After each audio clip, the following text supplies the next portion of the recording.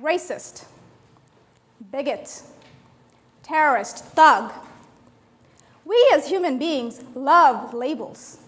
The idea of us versus them, the African Americans, the Mexicans, the Asians, the gays, transgender, Christians, Muslims, the millennials, the root of all problems, the entitled group of hipsters.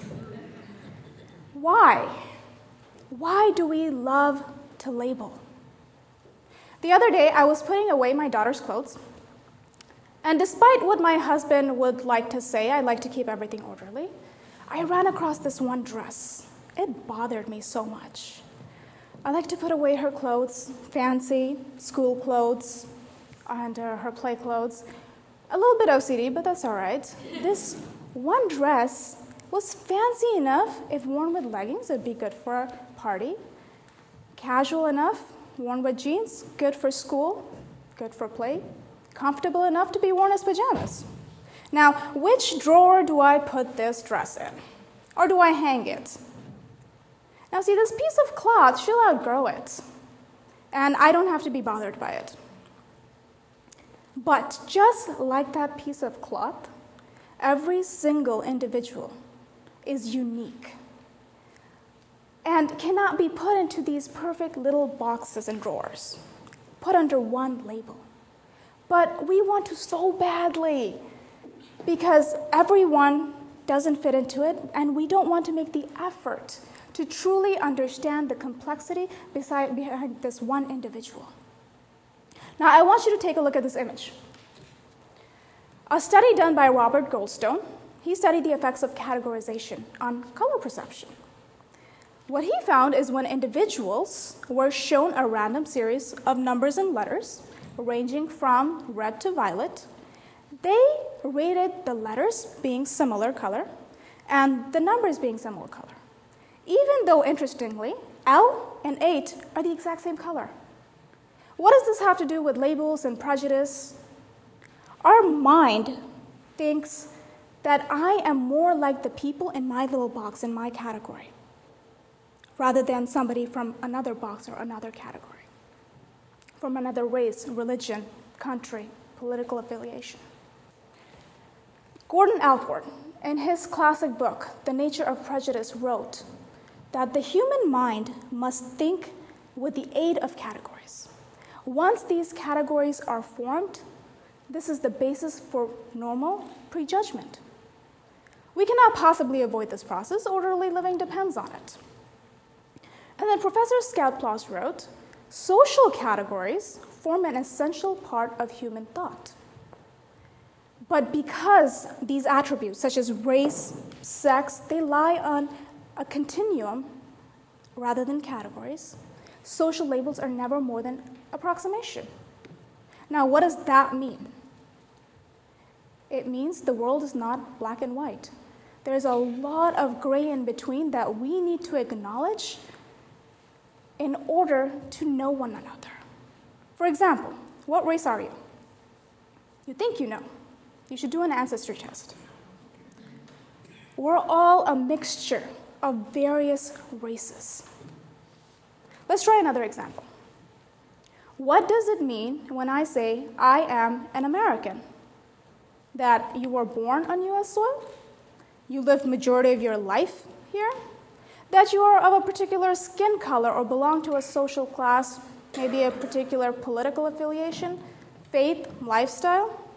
Or is being American simply the concept of one nation under God, indivisible, with liberty and justice for all? Now, I want you to focus on two words in this sentence: indivisible and all. So how can we have liberty and justice for all? By being indivisible. How can we be indivisible? By shattering our preconceptions. One for all for one. By starting to acknowledge that we as a human race are more alike than we are different. alike in our desire to be free to live our lives according to what we believe is true happiness without being imposed on by others. So if we don't want to be imposed on by others, then what right do we have to impose ourselves upon others? See, it is our prejudgment, it is our prejudice that forces us to impose ourselves on others. That somehow my lifestyle, my way of living is better and the right way, so everyone else must follow me. We all have prejudice, some good, some bad. I mean, it's perfectly all right to believe Asians are smart, it's true. We are. However, stereotyping and prejudice is a harmful behavior. Theodor Adorno, a man who fled Nazi Germany, he co-authored a book called The Authoritarian Personality. In it, he outlined the traits that led to becoming prejudiced. A rigid categorical thinker that obeyed authority without question, that saw the world as black and white, and believed in racial or social superiority. Let's visit this black and white world for a second.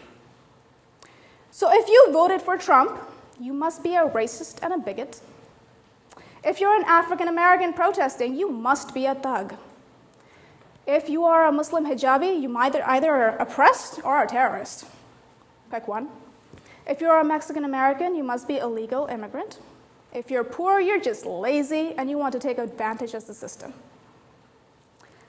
These are preconceptions that we need to shatter. And to learn that each human being is unique and does not fit into tiny little boxes. The moment we see race, sex, religion, age as a continuum, we realize that social labels are nothing more than bad approximation. And then we free our minds of this prejudice. Do I have prejudice? Oh, absolutely. But what am I going to do about it? I'm going to fight it. I'm going to fight it every single day. We all carry the burden of prejudice inside of us. Whether that prejudice is about immigrants, about a different social class, race, faith, lifestyle, Republicans, Democrats, the prejudice is there. But a simple conversation can help us overcome this prejudice that we hold inside of us. So let's visit a world that's not black and white. Let's choose to see life as a continuum and not rigid categories. I choose to believe that 62 million people, my neighbors, my colleagues, cannot be racist. I choose to believe that person standing up for social justice is not a thug. I choose to believe that she freely chooses to wear that as an expression of her faith. That the legal immigrants are hardworking individuals looking for a better future for their children, and illegal immigrants are running from unimaginable circumstances. That poor people are stuck in an unfortunate situation and they're trying their best to get out of it. So let's find things that connect us and not that divide us. A change in your attitude and a simple conversation can shatter all of these prejudice beliefs. Once we overcome our preconceptions, we will be indivisible, and we will be enabled to fight for justice and liberty for all. I don't want you to simply walk out of here with this rosy idea of kumbaya, let's hold hands and sing together. No. When you walk out there into that lobby, I want you to approach someone that you may have or had or still have prejudice about, and I want you to talk to them. Be bold and ask them questions that will help you overcome your prejudice. And who knows, perhaps in doing so, you may help them overcome a prejudice about you. Prejudice is a learned behavior, so we need to take steps to unlearn this behavior. Now stop and think. Can a non-US born brown hijab wearing woman be considered an American? Well, if America is an idea of justice and liberty for all, then absolutely.